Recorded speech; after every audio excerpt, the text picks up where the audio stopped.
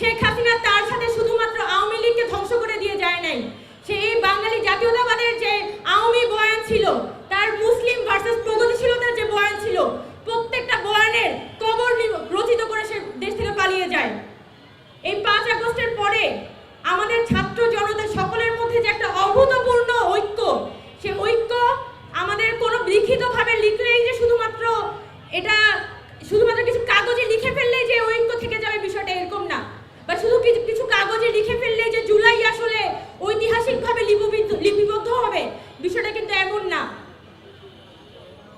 আজকে জুলাই অভ্যুত্থানের প্রায় 1 বছর পরে আমরা এসে দেখতে পাচ্ছি যে এই রাষ্ট্র যে পরিবর্তনের স্বপ্ন সেই 5 আগস্টে দেখিয়েছিল, তার ধারে কাছেও এই অন্তর্বর্তীকালীন সরকার নেই।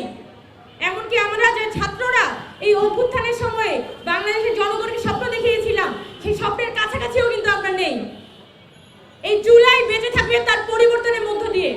জুলাই যদি এই দেশে আগামী 10 বছর বা 20 বছরে কোনো পরিবর্তন আনতে না পারে, তাহলে জুলাই এই দেশে টিকবে না। আমরা পুনরায় সেই 71-এর বয়ানে ফেরত যাব। তাই আমাদের ভাবতে হবে যে আমি কি পরিবর্তনের রাজনীতিটা করতে চাই, নাকি শুধুমাত্র পরিবর্তনের বুলিটা দিতে চাই। আজকে এসে অবশ্যই আমি বলবো যে জুলাই ঘোষণাপত্র অত্যন্ত প্রয়োজন, কিন্তু এই জুলাই ঘোষণাপত্রে এখতিয়ারটা কার? আমরা যখন 8 আগস্ট পরবর্তী সময়ে প্রত্যেকটা রাজনৈতিক দলের মধ্যে, প্রত্যেকটা রাজনৈতিক সংগঠন এবং সাধারণ জনগণের মধ্যে বিভক্তি করেছি আস্তে আস্তে, এটার পরে এসে আজকে 5 আগস্টে আমি কিভাবে করে জনগণকে ডাক দিতে পারি যে আপনি জুলাই ঘোষণাপত্রের জন্য নেমে আসুন? এই জনগণকে তো আমি সার্ভ করি নাই।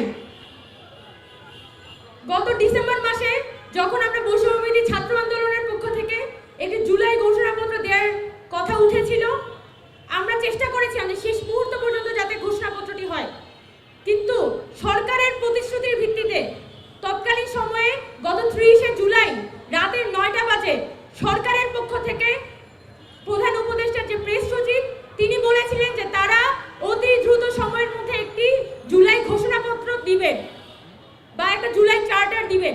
আমরা কিন্তু ভরসা করেছিলাম এবং আমাদের বলা হয়েছিল যে জুলাই 15 তারিখের মধ্যে জুলাই ঘোষণাপত্র আসবে।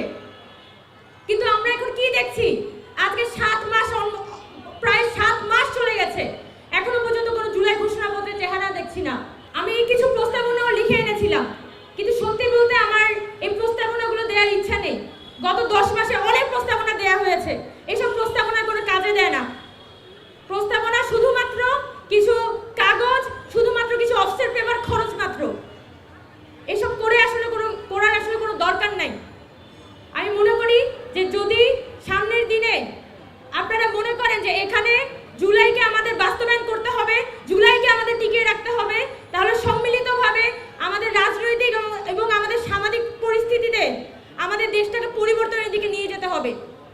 আমরা যে কাঠামোগত সংস্কারের স্বপ্ন দেখেছিলাম, আমাদের ইনস্টিটিউশনগুলো যে দুর্নীতি মুক্ত হবে সেই সংস্কারের স্বপ্ন দেখেছিলাম, স্বজনপ্রীতি মুক্ত হবে সেই সংস্কারের স্বপ্ন দেখেছিলাম, সেই স্বপ্ন এখনো পর্যন্ত অধরা রয়ে গেছে। যদি বাংলাদেশ আগামী দিনে ওই সংস্কার, ওই স্বপ্নগুলো পুনরায় মাঠে পুনর্জীবিত করতে পারে, তাহলে জুলাই পুনরায় ফিরে আসবে। না হলে কোনো জুলাই ঘোষণাপত্র, কোনো লিখিত সনদ কোনোভাবেই জুলাইকে স্থায়িত্বকরণ করতে পারবে না। তো আমি আমার জায়গা থেকে এটাই বলে যেতে চাই যে জুলাই আসলে এই জনগণের, জুলাইকে আলাদাভাবে কাগজে সিগনিফাই করার কোনো প্রয়োজন নাই। যদি কারো প্রয়োজন থাকে বা করার কোনো এখতিয়ার থাকে, সেটা আছে এই অন্তর্বর্তীকালীন সরকারের।